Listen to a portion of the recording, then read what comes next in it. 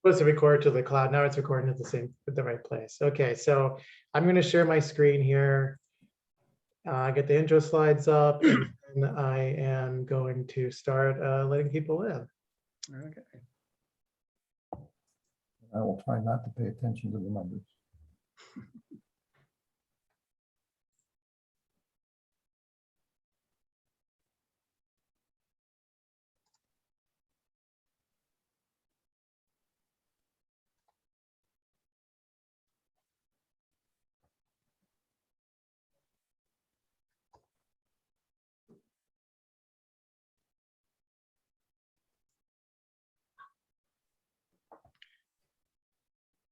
If you're logging in now and getting to the screen, give us 1 second. We're gonna just maybe give a minute or so to let everybody in before we get going. Thank you.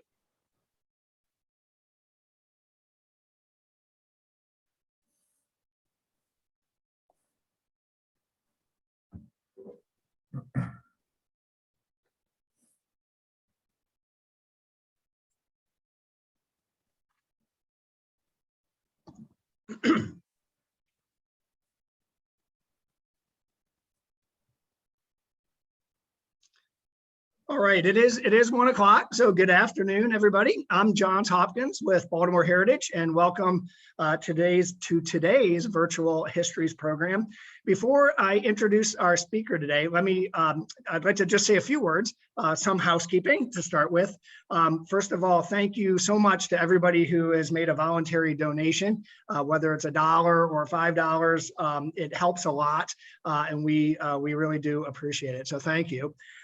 Second housekeeping matter is we're going to try to take as many questions as we can. Please put them in the chat box, and at the end of the talk, we're going to get through as many as we possibly can. I want to just announce in 2 weeks, our next Virtual Histories talk is Mumtaz Kammerer, who's going to share with us. He's a docent at Evergreen House, and he's going to give us at least an introduction into the treasure trove of artwork and archives that they have there. So come back in 2 weeks. And then I want to say one final thing, and with more than mixed emotions, Baltimore Heritage is one partner in this series, along with the Baltimore Architecture Foundation. And Nathan Denny's at the Baltimore Architecture Foundation has really been the spearhead on that side of things. And I will humbly say, carried more than his fair share of the water on this whole series since we began 2 years ago. We've done, I think, about 80 talks, maybe 85 talks, recorded all on Facebook, so you can check them out if you want. But Nathan is moving on to other opportunities in his professional life, and this will be his last virtual history talk that he's co-hosting. Nathan, can you what was it called? Can we see you for a second? So Nathan, in addition to this series, many of you know him through the Doors Open program that he helped launch almost 9 years ago, providing all the rest of us with peeks inside some of Baltimore's greatest spaces. I'm not going to say we're going to miss you, Nathan, because although you're leaving Baltimore Architecture Foundation, you're only going a couple blocks away, so you are thankfully staying in Baltimore, and I at least know where you live, so you are not escaping our orbit entirely. I wish Zoom does a great job on a lot of things. I could not figure out how to do is get it to do a standing ovation for you. And if I could have figured out how to do that, I think I would, I don't know, put my screen up and down or something.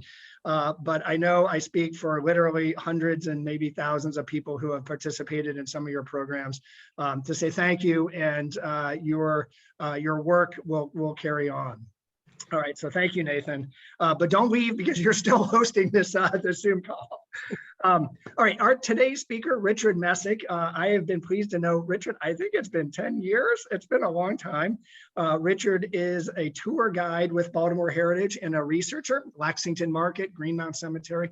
But for the last 5 years at least, I have had the awe, I think is not too strong a word, and pleasure to watch Richard as he has made it a dogged determination to research and find out about sites where human beings were sold in Baltimore. And then I think as importantly as documenting those, working very hard to try to help share that information with all of the rest of us. It is important information. It's critical information. And I know Richard has, he's been at this for many years, but I know Richard pretty well. And I know that this is just the beginning as well. So I'm gonna say thank you, Richard. We are all yours. And again, if you have questions, please put them in the chat box and we are gonna get to as many of them as we can. Richard, if you want to share your screen, we're yours. Okay. And we're off. So first of all, real quickly, I'd like to acknowledge a lot of inspiration and help from people at Hampton Mansion. I've learned a lot from them. Ananse Semfo has led a wonderful tour there called Enforced Servitude.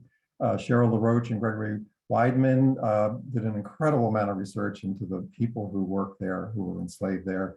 Ralph Clayton for his incredible research and books. And I've been inspired by the 5th grade classes of the Baltimore City Public Schools because they were trying to get at my map, but unfortunately due to the safeguards on their network, were unable to. So I'm hoping you're watching today. So this is for you. Now a word about language. This presentation, the fact is we're talking about people as commodities. So just keep that in mind as I refer to people in that way, because we're talking about the sale of human beings. So in that respect, in the 19th century, they were viewed as commodities. So what led to this business of selling people? And we're talking about 19th century Baltimore. We're not talking about the entire history of slavery in the United States. This is 19th century Baltimore. So 3 things had a huge impact. One was the US expansion at the time. The other was the increased cotton production and the labor supply and demand. So here you've got a map of the country around this time. And as you can see, the original 13 colonies on the right, now the United States of America. They just acquired the Northwest Territory in 1787. And in 1803, this area opens up. So that's a huge area where people from the United States are moving in, settling in, and developing the land. Then the next major factor is the invention of the cotton gin at the end of the 18th century. Eli Whitney.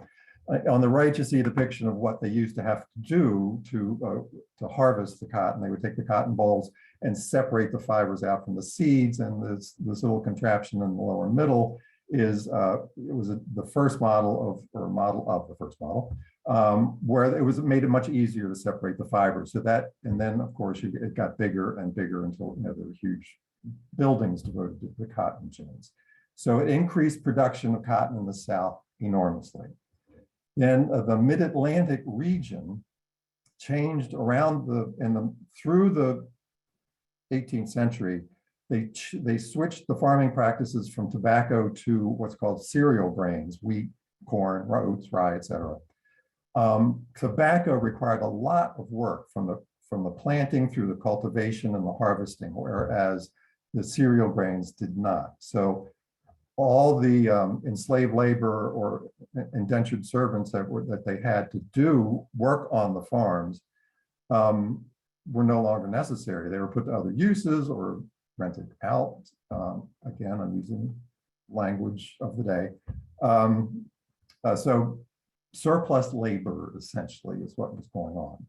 And then of course, at the beginning in the 1808, as at the beginning of 1808, the act prohibiting the importation of slaves was enacted. So, so that, which basically cuts off the Middle Passage. And I just put a little reminder here, if you don't know what exactly the Middle Passage is, the people who were in the business of selling people would import, the shippers would take raw goods from the New World over to Europe, where they would be manufactured, taken down to Africa and traded for people. And that's the Middle Passage of this triangle. So in summary, you've got increased demand for labor in the South due to the cotton gin, as well as the territories. The mid-Atlantic sees a decreased demand for labor due to the changes in farming, and then supplies cut off from Africa. In the 50-year period leading up to the Civil War, 1 million people from this region were sold south. So the development of Baltimore's slave markets from informal transactions to a business, and you'll understand what I mean by that as we go along. Initially, people would, estate auctions took care of, and auctioneers in general, would take care of selling all manner of goods. And that was one method. Tavern and hotel transactions that's where people met informally or intentionally through ads in the paper to transact, make various transactions of all types. The intelligence offices were equivalent to employment agencies, where they acted as go-betweens between employee and employer, where both of them would be charged a fee to find the work or to find somebody to do the work. They also took care of transactions of selling people for the owners who did not want to. And then that develops into slave jails. Now, this transition took place throughout the region, not just in Baltimore. And now I'd like to just give you a quick peek at what Baltimore looked like at the time. So here's a wonderful map. I'll give you the link at the end, and I think Molly's going to put it in the chat as well. This map was developed by the UMBC imaging. Richard, I hate to cut you off here. I'm at least not seeing the map. I think maybe others might not be able to see the map either. Okay, hold on one second. Yeah, you have to do another screen share. Right. Thank you. Sorry, everybody. There, the map. Imaging Research Center at UMBC did this incredible 3D version of Baltimore. So to give you a sense of where you are, down here is the Inner Harbor, and out here is Fort McHenry. This is Fells Point, and then I wanted to just zoom in to give you a sense of what the wharf or wharves or docks looked like at the time. These are businesses that are taking advantage of the trade that's coming off of the ship. So they build up here. So for instance, there are auction houses on these docks where transactions took place. And then city markets was a common area to sell all manner of commodities. The biggest and largest market was the orientation. This is the Jones Falls. This is Center Market right here, which, as you can see, is right at the foot of one of the quays in the harbor. So these are some of the sheds that were put up for people to sell goods. This here is approximately where, it is where the fish market was. And the latest iteration of that fish market, which was in existence and operating until I think 1980, I believe, don't quote me on that. But the building was, and that was built after the fire, because all of this was leveled by the Baltimore fire in 1904. Today's the anniversary, I believe. So anyway, the fish market building, which is now Port Discovery. This area over here is in all likelihood where people were sold. In other words, next to the livestock. These would be more, produce and any manner of goods. And in this entire area would have been attracted of businesses of many other types. Over here in Fells Point, you've got Broadway Market, which again is got immediate access to the harbor. So to again take advantage of the trade as it came in. And real quickly, just to give you a sense, over here is on the very outskirts of town, Lexington Market. So let me stop this share and start up Zoom with my other one.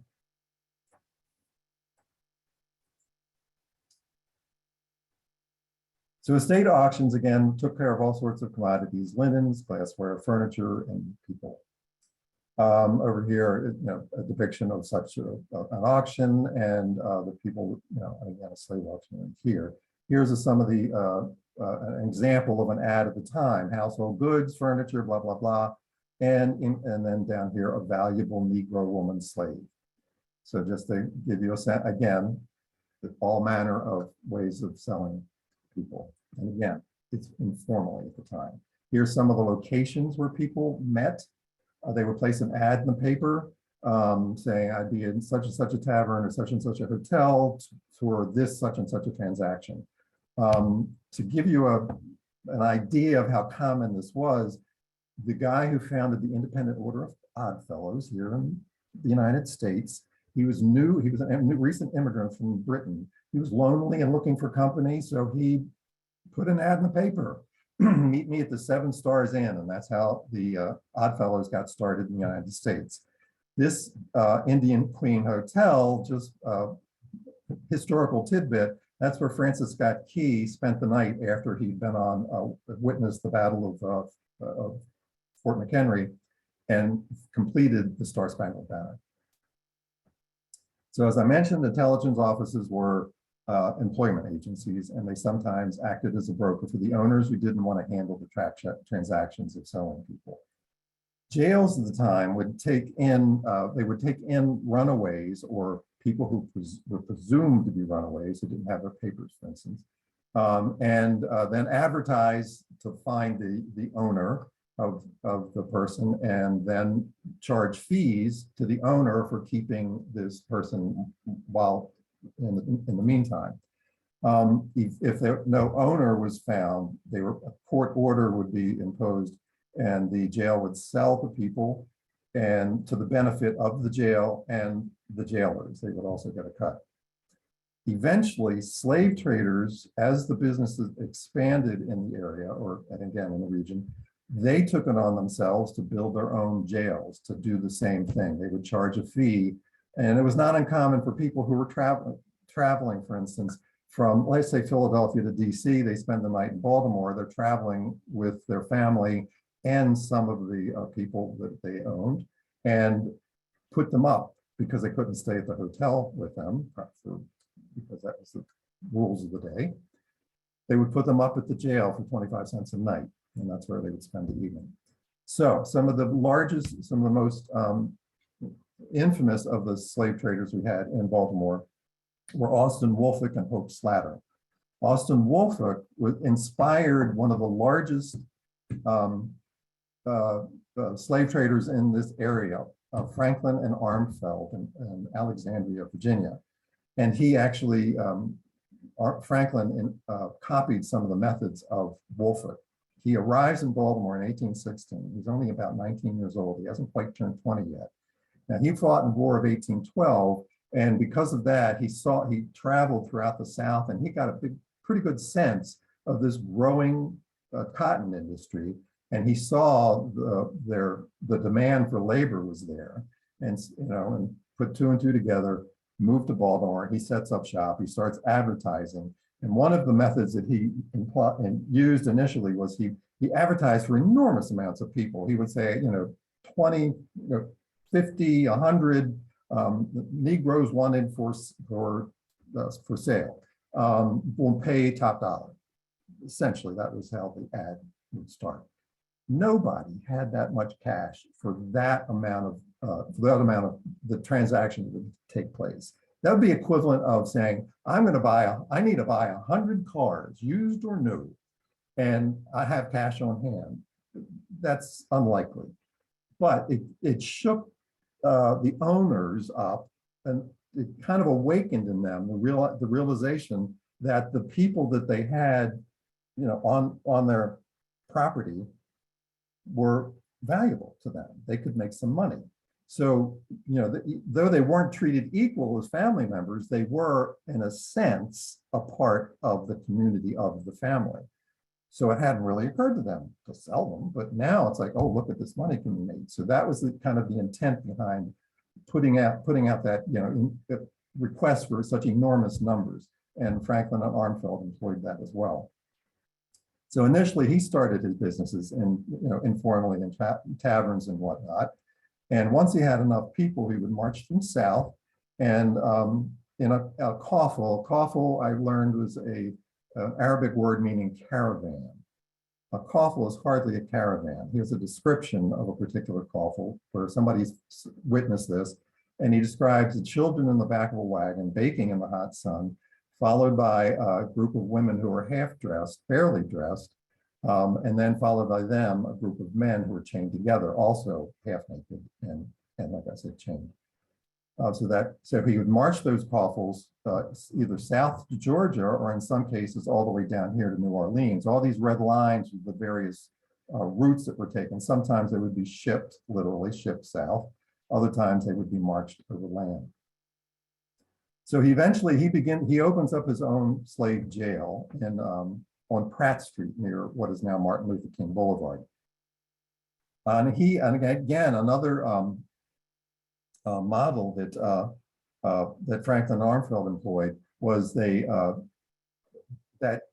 Wolfe had an enormous network of family and friends, both in the area looking for stock and down south where his relatives, his uncles, would sell the people he had acquired.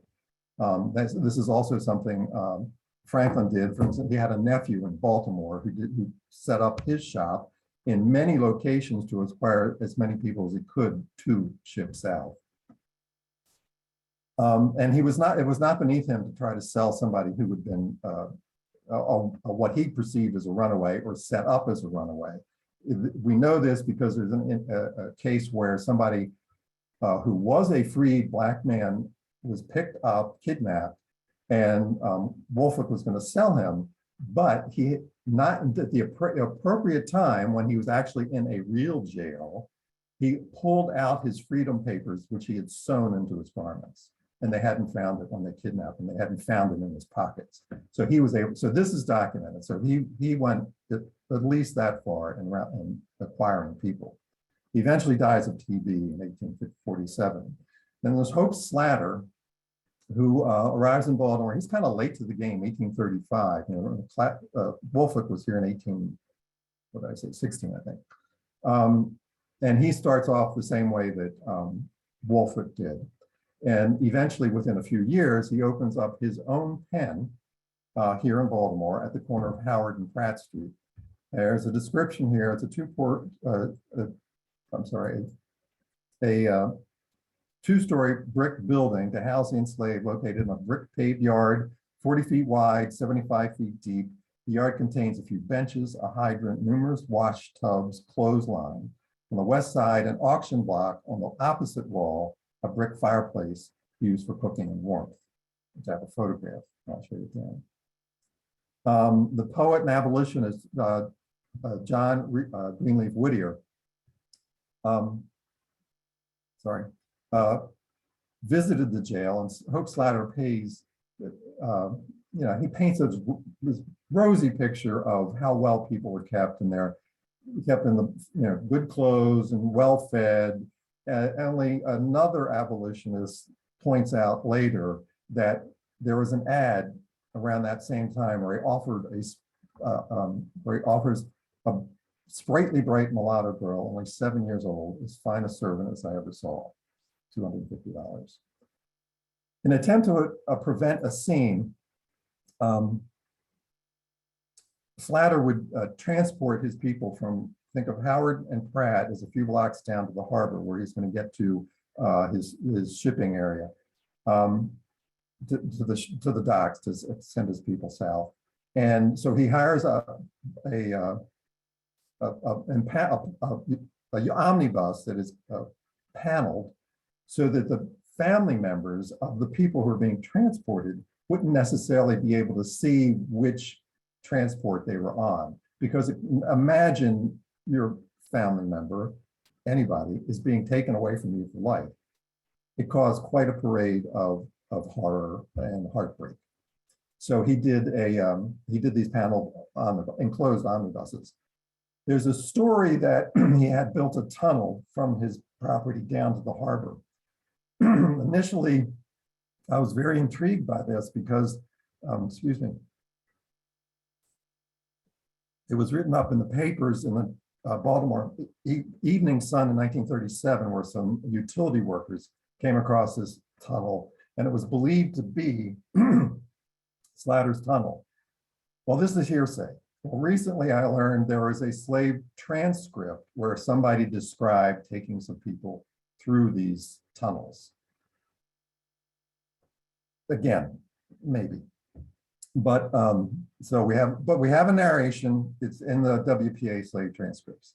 So the end of the slave jails, it was on July 24th, 1863, when a Lieutenant Sykes, Colonel Birney, Lieutenant Sykes, and some others freed the jail, which was at that time Campbell's jail. And then he lists the number of people that he had there.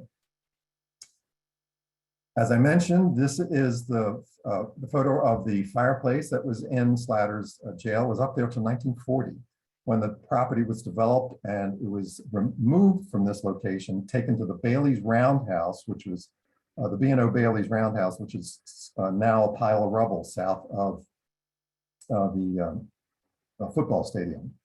Over on the right hand is a photo of the area as it appears today. And these houses over here along the right existed at that time.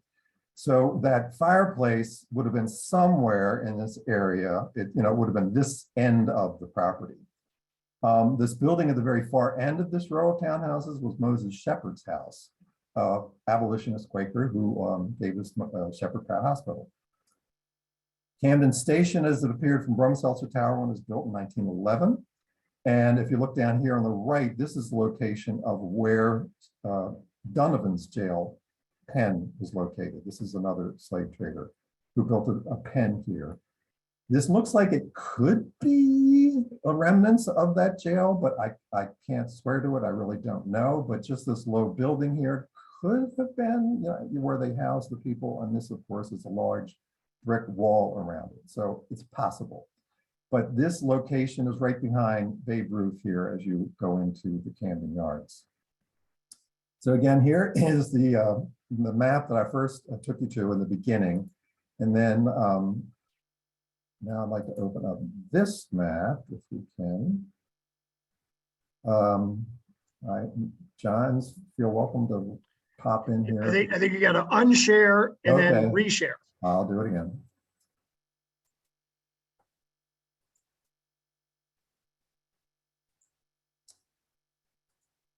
So here we are, the page on the Baltimore Heritage website where there is this map,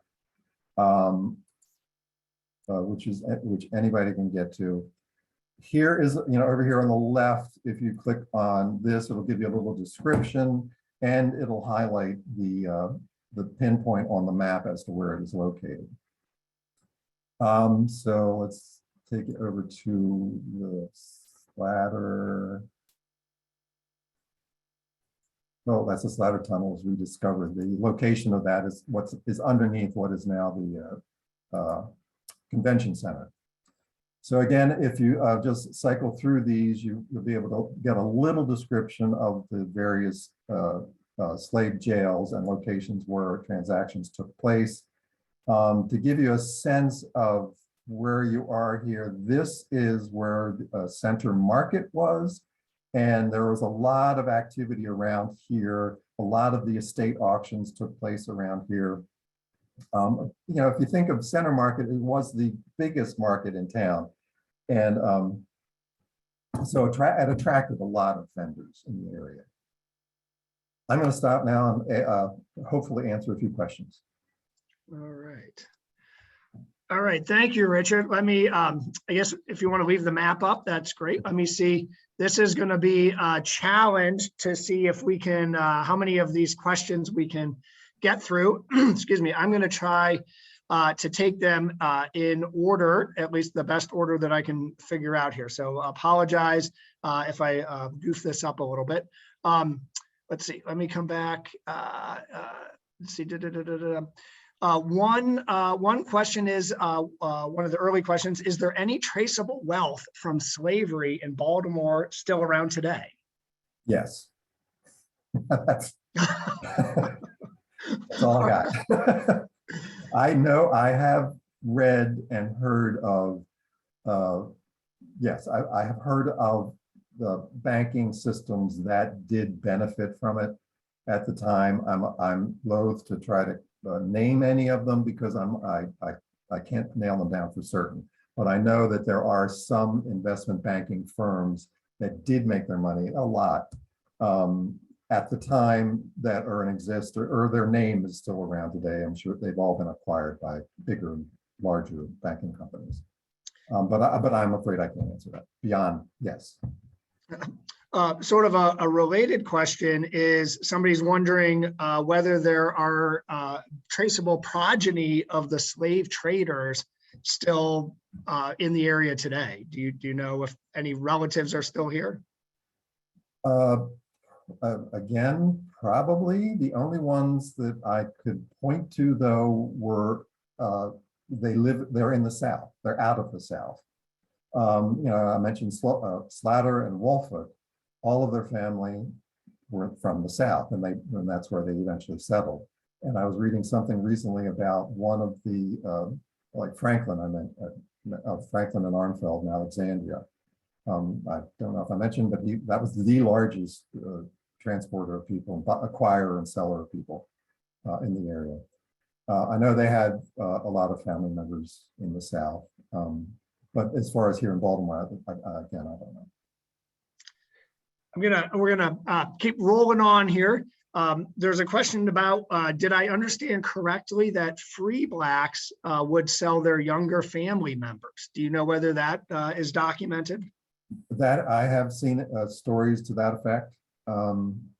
I can't name any that I recall right now, but there was a large free black population in Fells Point. I know this. The same place that did the map, the early Baltimore map, did a map of that as well. That's an amazing website to review. So yes, there were instances of it in throughout the South. Another question here, do you know whether the Old Bay Line was involved in the shipment of people south? I do not know, no. No. And all I know about the Old Bay Line is I think they took me to Evergreen Beach when I was a child. But, so I do not know. Here's one I suspect you might know. Are any of the sites that you have documented, are any of them marked? Not that I'm aware of. The Lexington Market, I recently learned of, they did a deep dive into, where transactions, did any transactions take place at Lexington Market? They were able to find two that they could document. Well, one sale that took place there, and another person who worked there. They were able to document one of the people who operated a stall, obviously for his owner. And they intend to memorialize them with some statues when the new market opens. Beyond that, there's a sign outside the Lewis Museum, Black History Museum on President Street, I think it is. All right, we're going to keep rapid fire here, Richard, if you're still hanging in there with us. I'm here. So, here's a question. Wasn't the slave trade outlawed in Baltimore in 1808, but continued until the Emancipation Proclamation? The slave trade that was banned in 1808 was the mid-Atlantic, the Middle Passage, the importation of people from Africa. It wasn't banned here in Baltimore. It wasn't outlawed until the Civil War, until the Emancipation Proclamation. And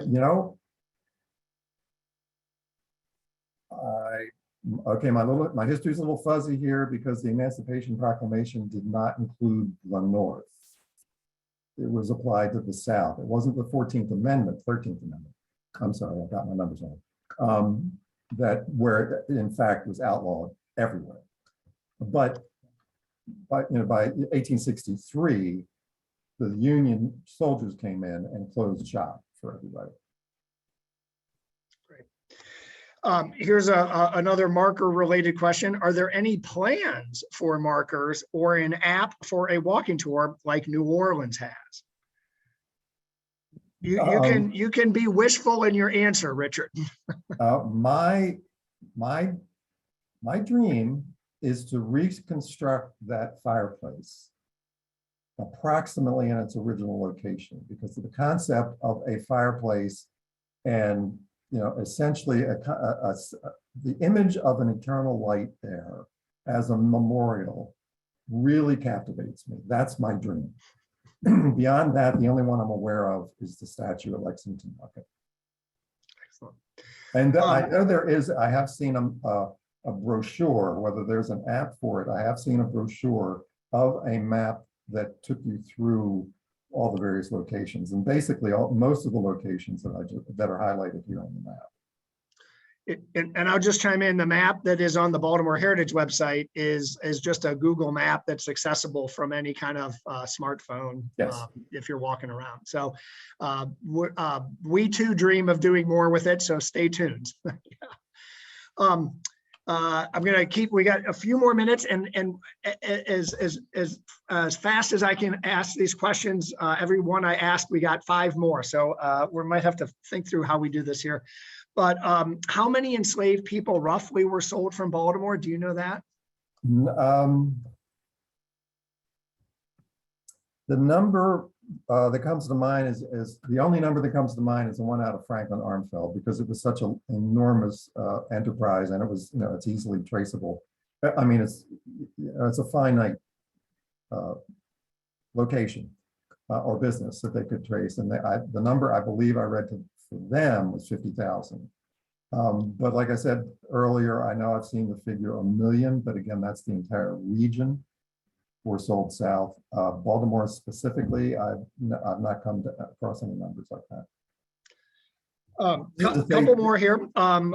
Do you know whether the slave traders kept records of their sales that still exist? Good question. I want to go find them. I imagine the Library of Congress, if they exist. I believe I did read something about papers that were that troop from Gettysburg. I believe they did round up papers, and the Library of Congress is the most likely location for them. Well, sort of an ancillary, somebody asking if you have any advice for people attempting to research the formerly enslaved from Baltimore, such as registries, and I might sort of tack onto that, or any advice for people maybe who don't consider themselves researchers, but just want to read more or learn more about it. Where would you point, sort of maybe the more, academic crowd, but then also the rest of us who just want to know more? I'm reaching for the books I have at hand here on the table. Excuse me 1 second. This was my primary resource. Can you see that?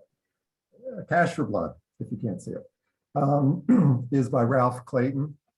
This book gives a real concise history of what I just discussed. And I built this map out of reading this book, because he kept referencing all these locations. And I just wanted to see it for myself. That's why I created this map. But to give you a sense of what he devotes the book to, the small section is the history. The larger section, which is like 80% of the book, is devoted to ships' manifests. So and he did this intentionally to allow people to search as an answer, genealogy search. I think he just does the same. He does the same in Black Baltimore. 1820 is, sorry, my blurring thing is on, so we can't see it. There we go. Black Baltimore, and that's another one of Ralph Clayton's books. And he does the same, and again, Slavery, Slaveholding, and the Free Black Population of Antebellum Baltimore, again by Ralph Clayton. So those 3 books, he devotes a good portion of those books to names of people that from records that he came across. So, and again, he just does that for genealogical purposes. Right. And those are available easily from the Pratt Library. Okay. We are 10 minutes over our allotted time, and I'm looking at the number of comments and questions, and it is overwhelming in its number and its depth. We will clearly have to figure out a way to have a follow-up or follow-ups, plural, to continue to explore this topic. And I apologize to everybody who has asking questions or posting information that we have pledged to keep this to half an hour or thereabouts, and we're going to try to honor that. But we will also pledge to continue sharing information. Richard, I'll put you on the spot. Maybe we'll just have to do a version, a number 2 in the series or something. But please stay tuned. You can check out our website as we continue to try to explore this more. And if you have specific questions for Richard and maybe what we can do, please send them to us. And maybe on our website, we can compile a list of the information that's been shared in the chat box and the question and answer box and post it on our website for everybody to take advantage of. So I'm going to say thank you to everybody who has joined us today. I say thank you to Richard for his years of work in making this happen, putting this map together, but then also invite everybody to continue to share information. If we can be helpful as Baltimore Heritage, I know we are going to continue to try to make this really critical part of our history, more part of our current discussions, and we appreciate your help in doing that. Mm-hmm. So I'm going to say thanks so much. And oh wait, Richard's going to have the final word. Richard? Sorry, I just wanted to add that I would like to answer all those questions myself. As you could tell, my focus was pretty much on these markets and this map, and I was growing from there, and I just hadn't gotten to the point of expanding to the questions that were asked. So I would look forward, I would love to dig into those. I think we're just beginning. So thanks so much, everybody, and we hope to work with all of you in the weeks and months ahead.